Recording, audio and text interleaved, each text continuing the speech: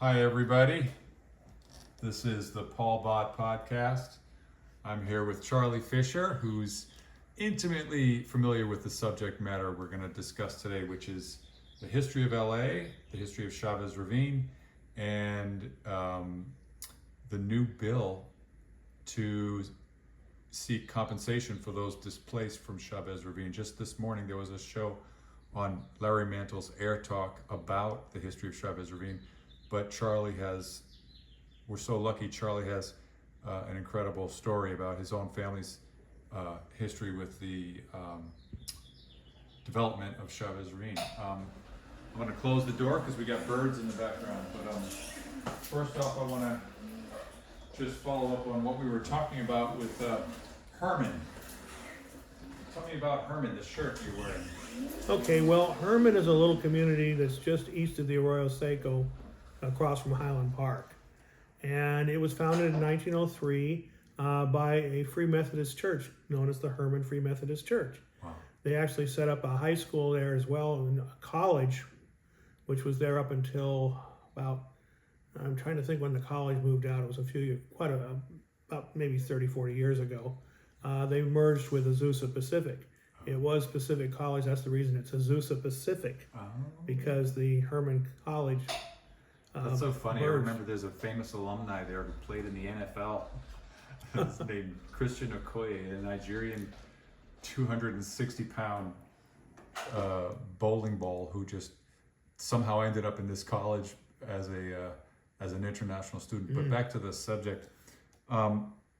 Your father or grandfather?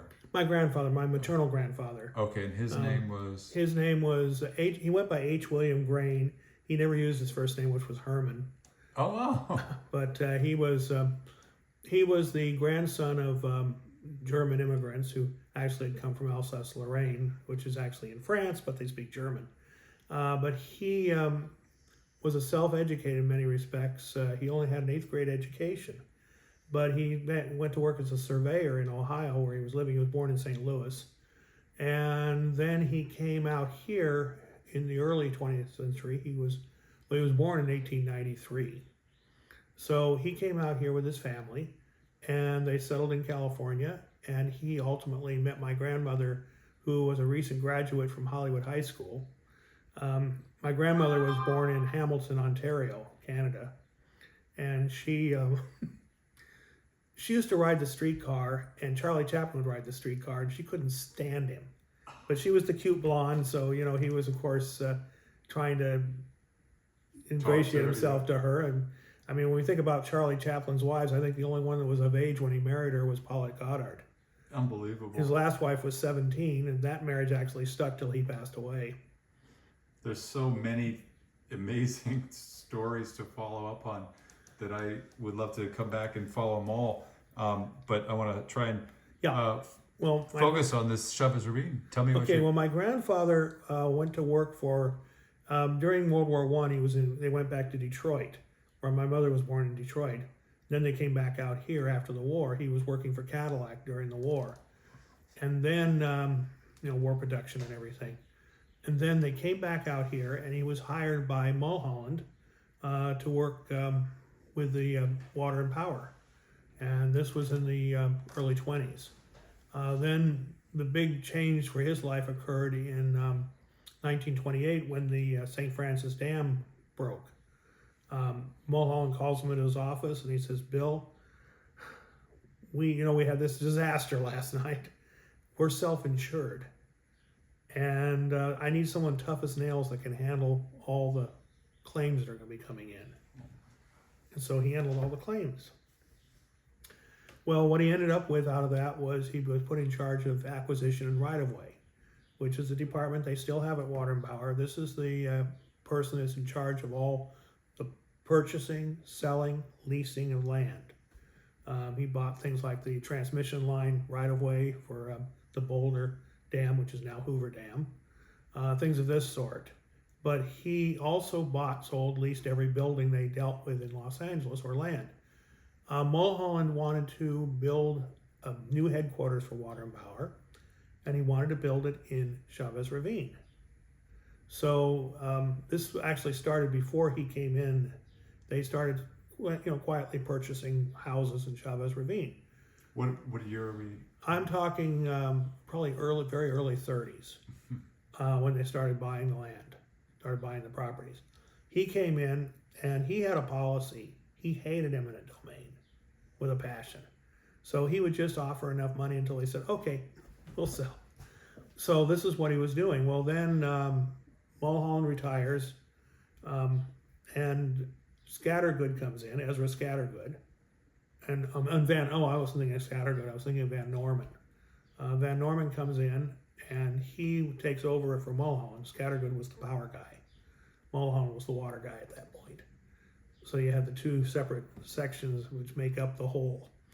So Scattergood felt, no, we really should have it at Civic Center because they were looking at doing a full Civic Center at the time. So ultimately the city hired, what was his name? Willett, architect. He designed and laid out Civic Center, and one of the buildings was the Water and Power building was to be on the western end of it, opposite the City Hall. So you have the bookends. You have the City Hall on the east, and you have the Water and Power on the west. Not on that site, though. The original site was the very top of Bunker Hill. And then there was a bond issue in 1938, I think it was, and it failed.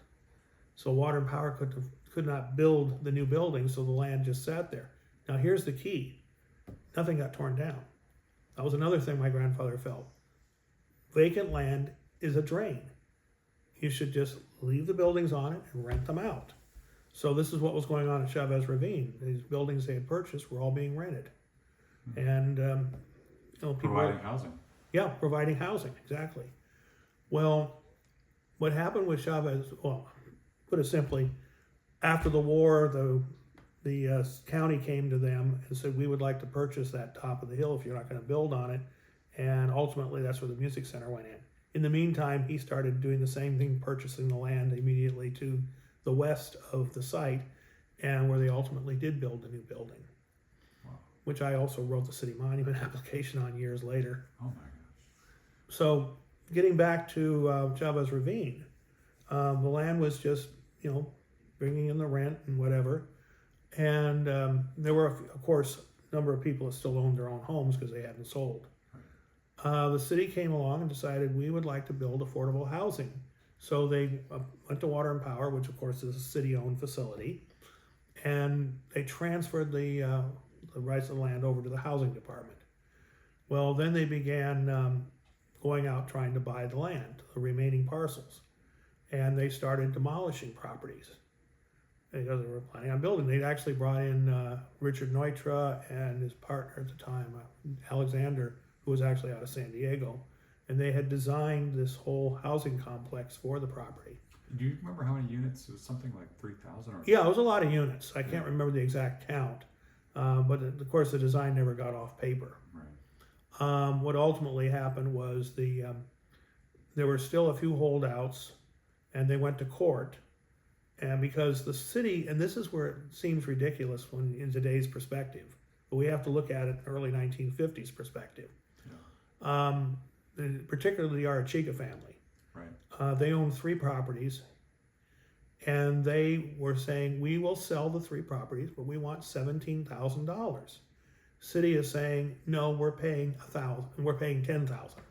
So this $7,000 was literally the catalyst for this whole protracted battle. How long did that battle hold up the Arachigas from moving? Well, in other words, how long was the court? Okay, the running? court case. I know it was part of the news and on the front page of the Times. Yeah, that actually happened later. Oh. The court case actually ended, I believe, in 1953 or 54. Oh wow! And the court ruled against the owners.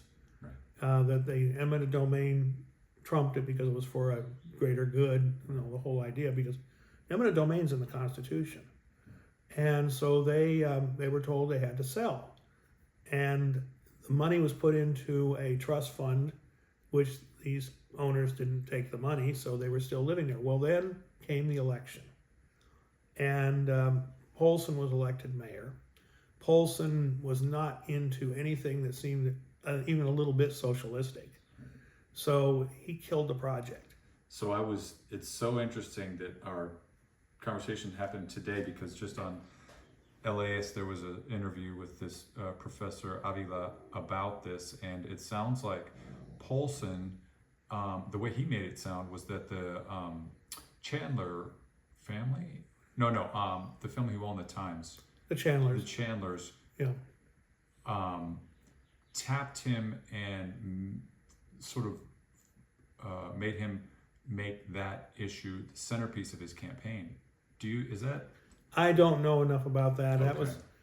I was just born that year. Okay, So I was not able to. Right. But basically, what happened is Polson's elected, the project is killed, so now these 10 or so houses are still there. Well, by this time there's this big vacant scar in the land because the housing department had already torn everything else down. Mm. So then its land sits for several years, and Walter O'Malley is looking at moving the Dodgers to Los Angeles. So they take him up in a helicopter, and they went to look at various properties that the city had that they might be interested in. Well, they fly over Chavez Ravine, and he sees this big open piece of land, and he said, that is perfect, because it's right near Civic Center. You've got plenty of room for parking. You know, you can build a stadium. Freeways, everything. Yeah, everything's freeway close. This was perfect. Yeah. And so they went back to my grandfather, because the property had been sent back to Water and Power after the project was killed. And he actually negotiated a land swap. The Dodgers owned, I believe they owned the old Wrigley Field, which was in South LA. And they agreed to basically swap the land. And so that's what happened. And so then, the Dodgers are ready to go, and there's these 10 or so houses that needed to be dealt with. Well, the city technically owned them at that point because of the court case. So they went after them, and of course, the people in the houses, which never got what they expected to get, dug in their heels, and I don't blame them. I think they were horribly underpaid. I mean, I think it's amazing. There's talk about how important it was to the development of the Chicano movement, and one of the things that I want to focus on that I think isn't much understood is the opposite effect of the development of Chicano or Mexican gangs, who might have seen that as a sort of symbol of the displacement and the lack of fairness, or even in policing. Yeah. Well, of course, the gangs, the Hispanic gangs, go back a lot farther than that. I mean, Clover, which was in the basically the Lincoln Heights out to East LA, that area.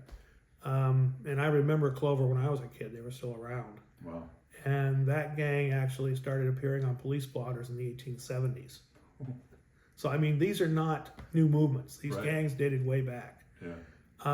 And I've never really had much about the gang movement there. I can tell some stories about that area.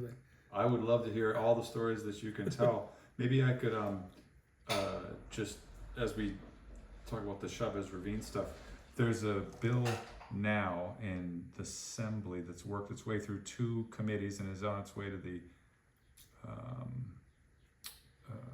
I forget the name of the committee that it's headed to, but it's to maybe provide reparations, but at least acknowledgement and of this chapter of LA's history. Was there ever any talk about the Dodgers' interest in that land predating the helicopter ride?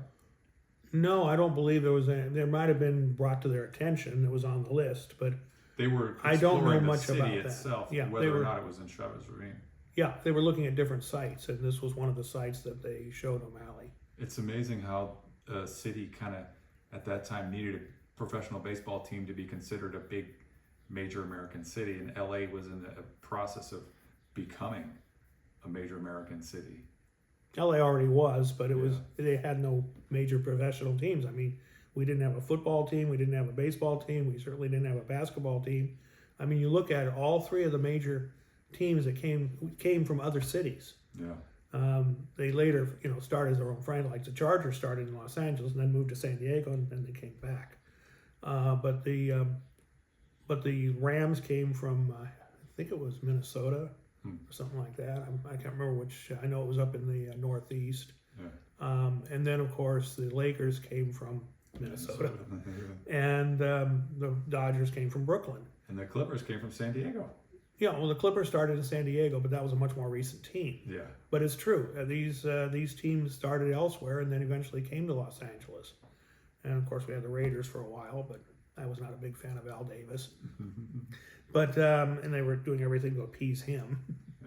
Yeah. This was something, though, that I've always appreciated about the Dodgers, the fact that they own their own field. Yeah. They tried to push bond issues to build new football stadiums and build this. And the problem with having these public stadiums is the city's basically held hostage a lot of times because they, want more, they want more, they want more. I mean, all this hassle with the Raiders and the Coliseum. A very historic building. They wanted, Al Davis was more in favor of, he wanted his luxury boxes. He wanted, these were the things that change a historic structure. But getting back to the Chavez Ravine situation, what happened was you had the families dug in their heels and said, and it wasn't a question of, no, you're taking our houses. No, you're not paying us what they're worth. That's the other issue that I wanted to think about, because if you think about real estate appreciation, it's almost impossible to calculate or even estimate the kind of generational wealth that they would have been able to get just by sitting on their land. Even by 1960, the land was worth more than it was in the early 50s. Oh, yeah. And this was the city was holding to this $10,000 for the 3 parcel. I mean, we look at it today and that's ridiculous. I mean, $10,000 isn't even a down payment on a house today. But the fact was, they were not paying what they were worth. And you have to take that, say the $7,000, you have to look at it in today's terms. What is it worth today? $7,000 is not going to make up for that. Right. And I've been a guy on as far as reparations. I believe when the people involved are involved. I had a very good friend of my mother's, who was a intern during the World War II, and she got reparations eventually. The family, those who were born afterwards didn't, but if you were in a camp, you got reparations. So, do you know? I know that it's public, but what kind of reparations did they get, those folks? I don't remember the exact figures. I think Yoni probably got about $20,000, if I remember right. It wasn't, they lost 4 years of their lives. Now she was actually very lucky in many respects. Her and her husband owned a house in what's known as Cypress Park.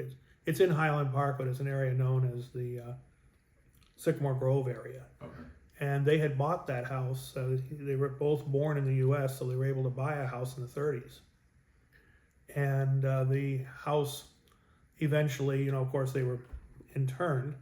They were interned out in Colorado, actually. They weren't in Manzanar, but they were the one in Colorado, which is ironic because that's where she was born.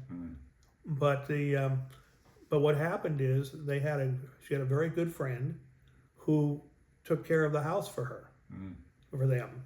And when they came back, the house, they still owned it. And her friend said, and here's the rent money. Oh, you didn't have to do that. Oh my gosh. She saved all the rent money for her.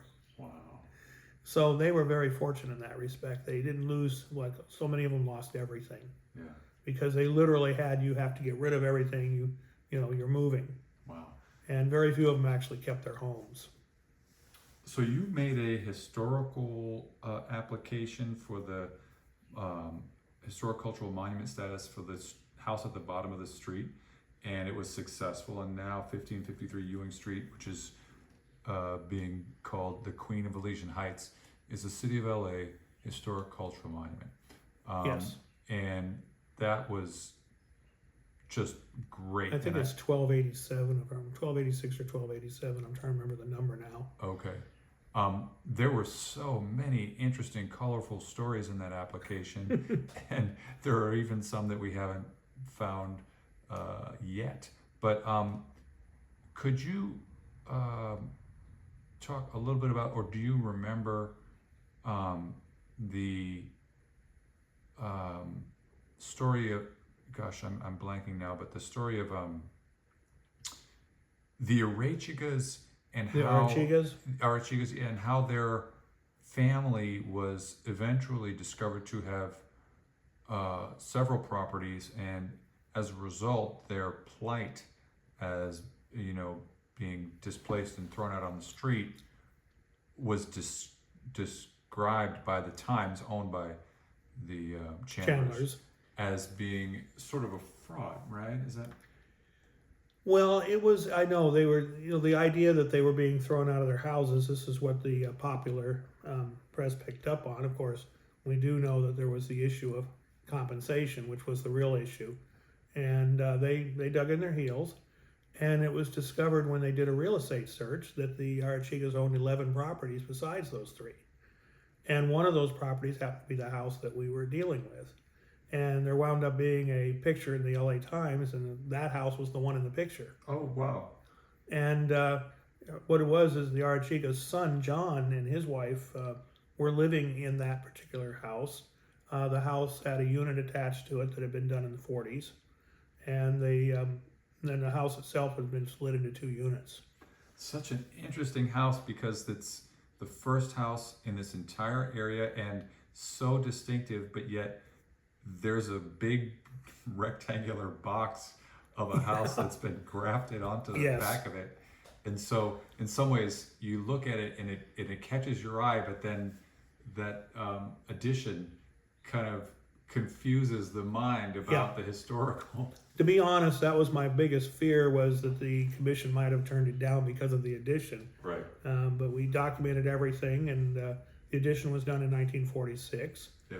And the house itself actually is pretty much intact on the outside. Right. It's just right where the addition itself is attached. It's so wild, because if you take away the addition in your mind's eye and you look at the other house, which may be interesting in its own way, behind it, which was originally a stable for a horse, and you try to imagine without the school or any of the houses around it, it is the quintessential homestead, because there's hills that flatten off into the backyard where they have a farm, which could also be like a corral for the horse, and the setting of it looks all the way down Echo Park Ave, which at the time was called Mecca, and it looks to the back and to the Ewing had a east different and west. name too. That's what I was just about to get to. Yeah. The name is part of the story. It's Husted, which is really, I think,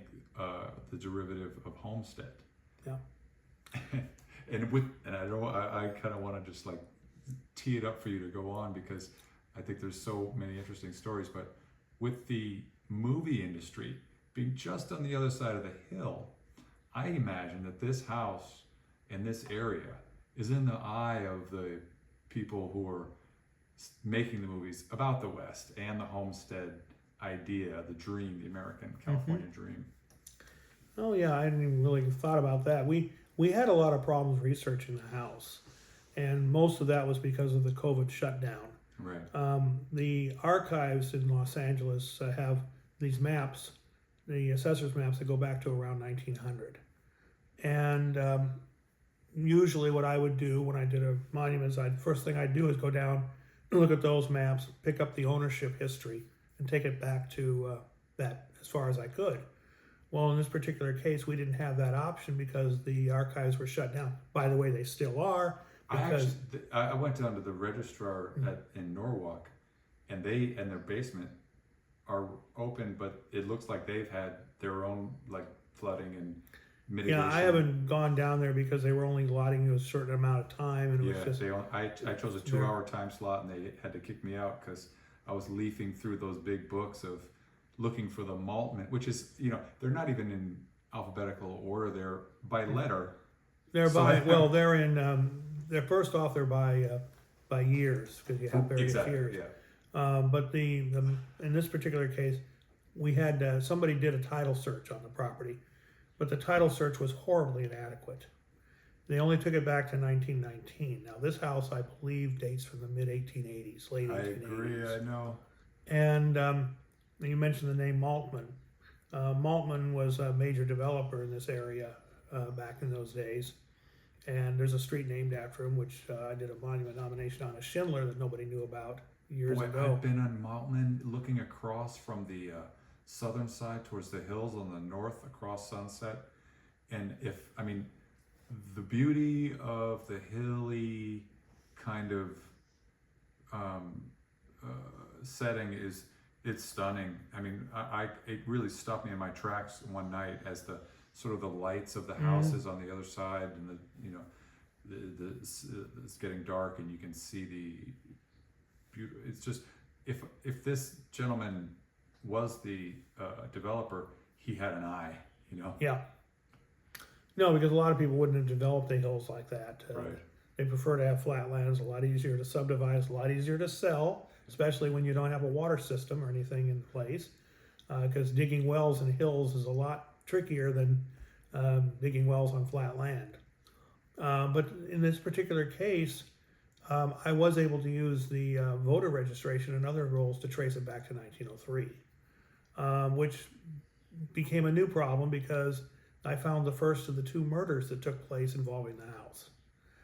The owner was actually, his brother lived up the street on what is now, back then it was Mecca.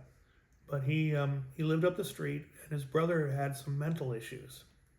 And ultimately, they had it out, and his brother killed him in the street. I read the LA Times article that you attached to the historical application, and it's amazing to hear not only the story, to try to picture this time and place when there were fewer people, but the writing of that time was very Descriptive. Right, exactly.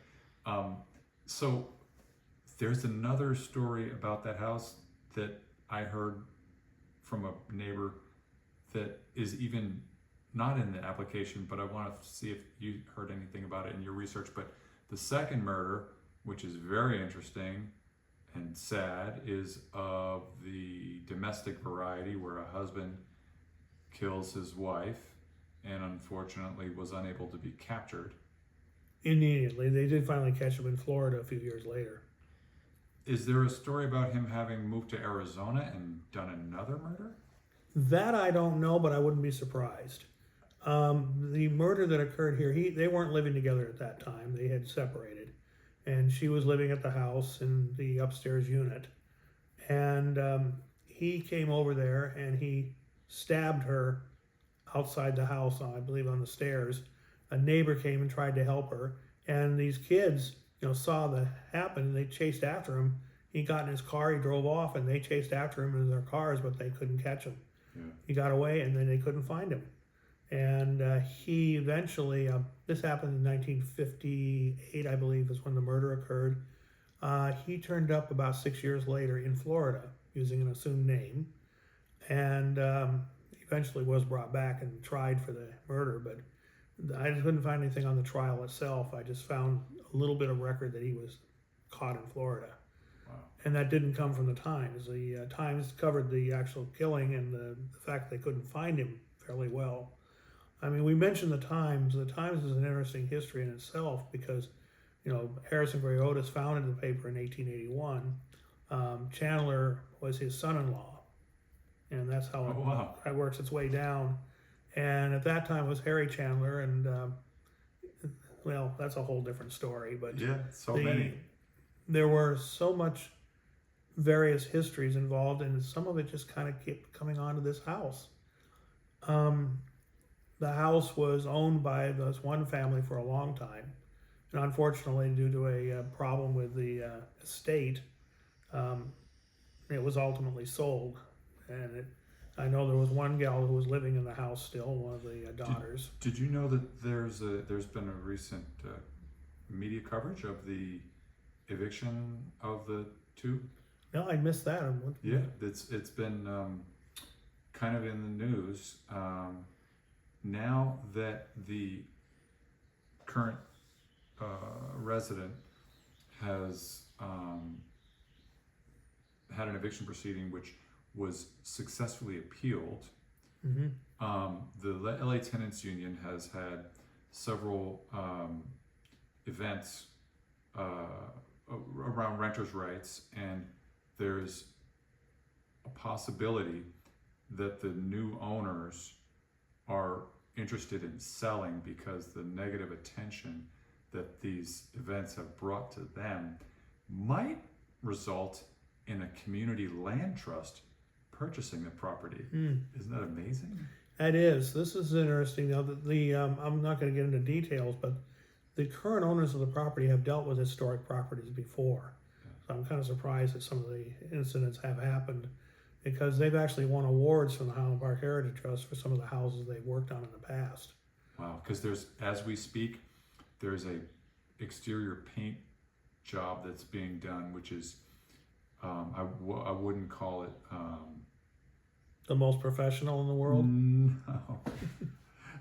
But they have actually, do you remember how on the peak there's those multicolored triangular siding things? They just painted it all one color. Yeah, it's all green now. Yeah, but they have said that they will recreate that sort of nice. Yeah. But the community land trust idea is something that the neighborhood council would support and try to do whatever we can to raise awareness and potentially, see if we could make something like that happen, because obviously those folks, it's so much more expensive to try to find housing for folks who are displaced than to keep people who are living in a place housed. But, Well, this is an ongoing thing, and I get very critical of the city of Los Angeles on this one. If you're going to have rent control, you need to update it, because what happens is the rent control was passed in 1974, the initial rent control. I'm sorry, 79. And basically, at the time they put it in, anything that was built up to October of 1979 is automatically under rent control. Anything that was, and I'm talking about rental housing, anything built after that date is exempt from rent control. arbitrary. So it was an arbitrary date that was chosen, and that date is now approaching 50 years ago. So you have a lot of housing that's come in the meantime that's all market rate housing. So that's an issue that comes into play, because it brings up the incentive to tear down historic housing, these little quadruplexes, small apartments and everything that have existed since, say, the 20s. And the result is, they're being torn down. And I dealt with this one particular outfit, who will remain nameless, but they were a big developer. I nominated a bungalow court. And the next door was a garden apartment building, and they were nominated. And due to we discovered that they in the meantime got sold to this particular housing company, and they applied to tear them down, evict everybody, tear them down, and build a market rate unit at what was allowed by the zoning. And this is what they were doing. They were building market rate. So all this affordable housing was going bye-bye. And we basically, we did the nomination. It was already turned in. The city hadn't processed it yet. So we were able to get the city council to take it up for consideration. Well, this happened right at the beginning of the year. And they did it the first day the council met. But because it was an emergent item, it was not on the agenda. And then, there had been some emails between, one of our people and the council office at the time. And then all of a sudden, the owners hired their attorneys, and they looked at it, and they found, they got the email strain and said, well, the council office was aware that this property was in danger, so to speak. And therefore, they should have had it agendized. Well, it came up so fast with the demolition notice that we had to get on it right away. Well, basically, the city attorney ruled that because there had been those emails that the city could not process the nomination, the Cultural Heritage Commission was ready to vote to declare both properties that day, and the city attorney squelched it. They're gone now. Yeah. And I mean, I had another case. I hope, I'd love to attach photos, just because I think people love to see. Well, I can find Examples. photos of the Yeah. property. I mean, I'd love to hear. I'd love to really actually another time show and include in some videos images of some of the monuments that you've worked on. Well, there was another one, and I'll just mention this one because I've been using it as a cautionary tale. SB 8, Senate Bill number 8, basically is for replacement housing, but it allows for one-for-one replacements. And there is nothing in the bill that says that one-for-one has to be affordable housing. So my situation here is I did a nomination on a really sweet 1947 contemporary ranch house. It was in escrow at the time. I actually was working with the the seller on it. And his mother had bought the house originally back in '47, so it had been in the one family all this time. But now they had moved out to the desert and they were selling the property. And the couple that was buying it, came across a very nice young couple. What they didn't realize is they were a couple of developers. And as my client stated, they were building a McMansion to replace this little house. Certainly not affordable housing. Now, the tract involved still actually has covenants. And the house, they found to be in violation of the covenants. It's in court still. Wow. But the house is gone in the meantime. We lost the contemporary ranch house. It's gone. So, I mean, this is, I am very, very critical of the state of California with this usurping of local zoning. I understand we're trying to get more housing built. We need more housing, but it has to be done in a more rational method. And the loss of affordable housing to build Luxury housing. the bill of luxury housing is not helping us. Right. That doesn't address the problem. And I remember years ago, this is probably 30, 40 years ago, I heard this, that the CRA was proud that they had built 10,000 units of new housing over a period of time, affordable housing. But then it was pointed out that they had allowed the demolition of 11,000 units of affordable housing during that same period. So you had a net loss of 1,000 units. And we are in a crisis. I mean, it is just brutal for people to try to afford to live in LA. Yeah. I mean, when your average rent's like $2,500. Yeah. I mean, my mortgage was a lot less than that. I mean, and that was something that just came on the news. I heard it the other day, that buying a house now costs so much more than renting. It used to be the other way around. In the long run, you buy a house, you would actually be doing better. But it's just, everything is so outrageous. I mean, I paid $82,000 for, my wife and I paid $82,000 for our house. It's worth over $1 million today. Yeah. I'm not selling. What neighborhood? In Highland Park. Nice. What kind of house is it? It's a 1,500 square foot bungalow. Nice. I eventually want to do some research into the history of this house, because when I tried to find the permit, when I found out that the name of the street changed from Husted to Ewing. Mm-hmm.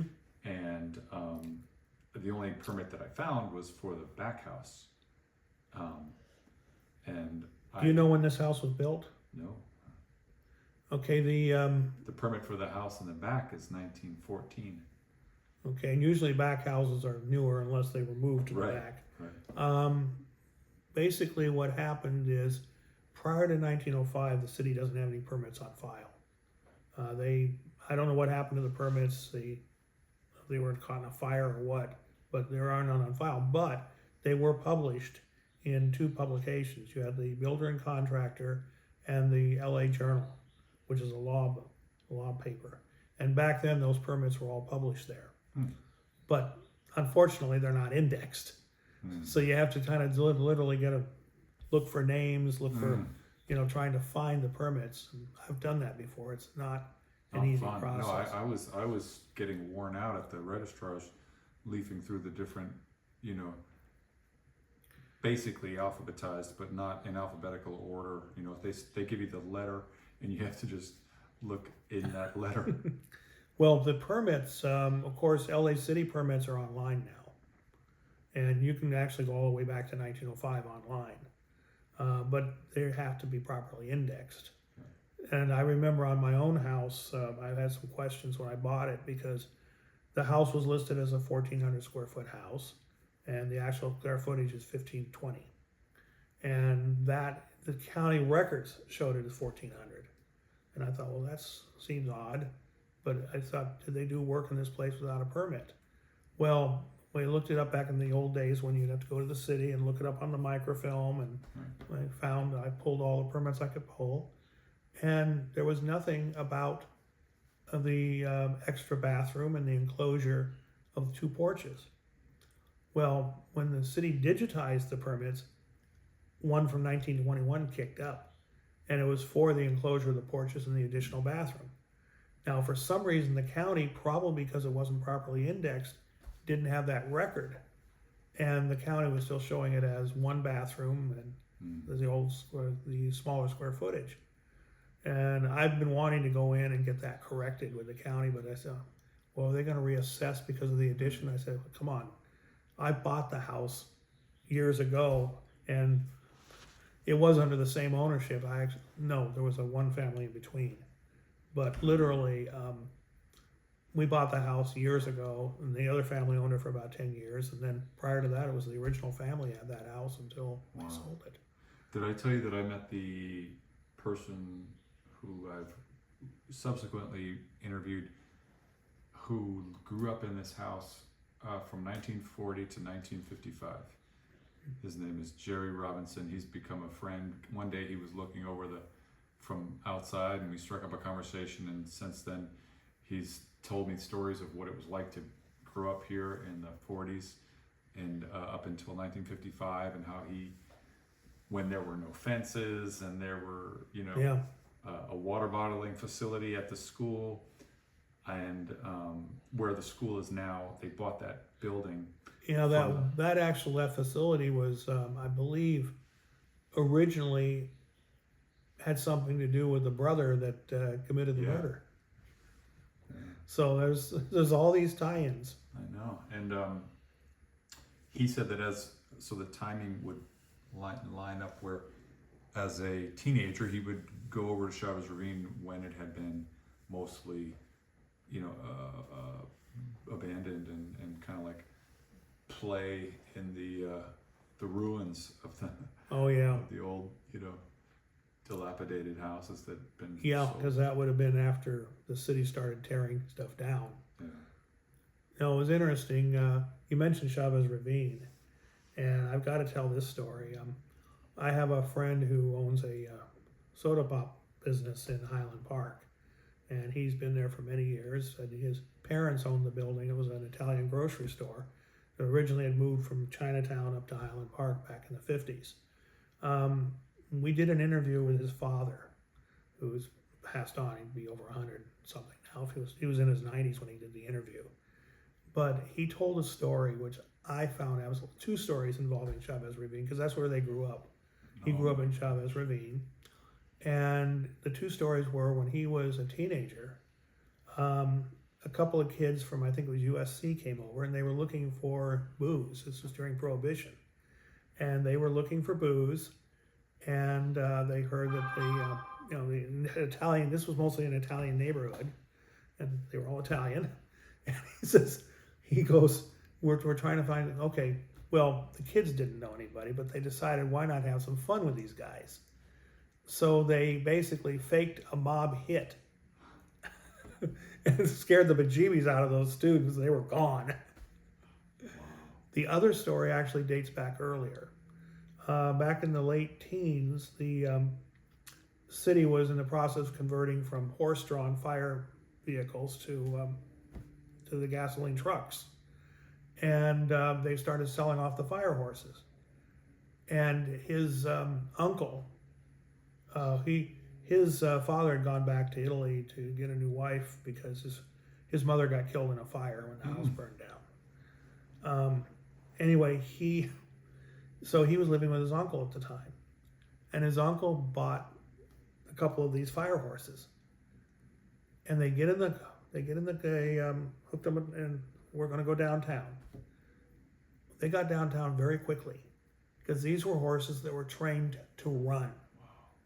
And as soon as he, hits the reins, they're gone. He was able to control them and get where he was going, but it was like they made it, usually it would take about 20 minutes to get down there, and he got there in 10. Wow. Gosh, it's just so much of such a exercise for the imagination of amazing recreation of what it must have been like back then. And the folks around here seem to have this like cherish the memories of this area, and it's got a little bit of a magical feeling to it. Oh yeah. I wonder whether the early films were able to sort of capture some of that, and wouldn't it be great if we could get some film students to look for, that house on the corner in old movies? It would be fun. I know I have a little bit of a car collection. I'm trying to sell a few of them now, but as I get older, I realize I'm not going to get everything restored. But one of the ones I have is a fire truck. Oh. That was an old movie vehicle. Oh. And it still has a property tag on it from Samuel Goldwyn Studios. Oh my gosh. And one of the stories is that it might have been used in the Keystone Cops. I don't think so. It's 1920, and I think most of the Keystone Cops were prior to 1920.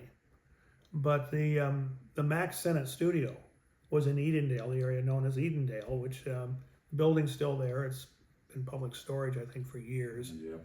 It's an LA City monument, has been for years. But there were all these little place names in this area.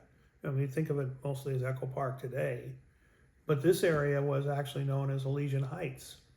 That's why the house is known as the Queen of Elysian Heights. Yeah.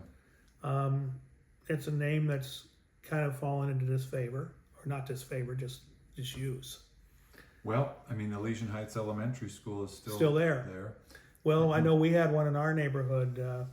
Highland Park kind of expanded over the years, and there were several little communities that were. One of them was Garbanza. Garbanza was founded in 1886 by the Rogers brothers. It flourished and for years, but then after World War II, the name kind of fell into disuse, and there was a Garbanza hardware store. There was a Garbanza Elementary, which is still there, right next to Luther Burbank Middle School. But the name of the Garbanza area had disappeared, and we, with the Highland Park Heritage Trust, we actually pushed to get the name brought back. The city brought in signs. Unfortunately, we've lost one of the signs. It was the one coming in from Pasadena. They were doing some work on the curbs. They took it down, and somebody took it. Oh boy! And so we need to get that sign back. But it's just the history of these areas, bringing back a community that's. And I was jazzed one time. I was watching the weather on Channel 2, and they actually showed Garbanza. Oh wow! Which I think was cool because at one time there was actually a rain station in Garbanza. There were the rain totals for the whole LA area were kept. Now it's at USC. But back then it was at Garbanza. These sort of like side-by-side photos of areas like Bunker Hill, it's a little heartbreaking to see the kind of sort of sterile kind of architecture that replaces this gorgeous old, like human-centered. We found a house that came from Bunker Hill. Oh wow! It was actually moved in 1905, and it was moved again years later, in 1989, I believe. But it's up on Angelino Heights. Oh, cool. Which is another area that the name had disappeared, and it's back now. Yeah. But this particular house was built in about 1886, 87. It was owned by a judge for many years. And then he was appointed to the state Supreme Court, so he sold the house and moved out. The house was there until 1905, which ironically was the year the judge passed away. So the house got moved the same year he died. But the house is it's in nice shape and everything. I was going to do a Mills Act on it, but the city has kind of put that project on hold now since COVID, and we haven't been able to do a Mills Act for quite a while. Wow. Well, this is just such a great thing. I hope we can do it again. And I want to offer you something from my garden. And then hopefully maybe if you have time, we can go and get some lunch. Have you ever heard of curry tea? Curry leaf? I have, but I don't drink tea. Okay. Well, I have this plant right here, which I grow.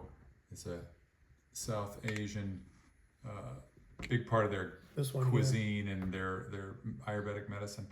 But thank you, Charlie. It's been really fun talking to you. Okay.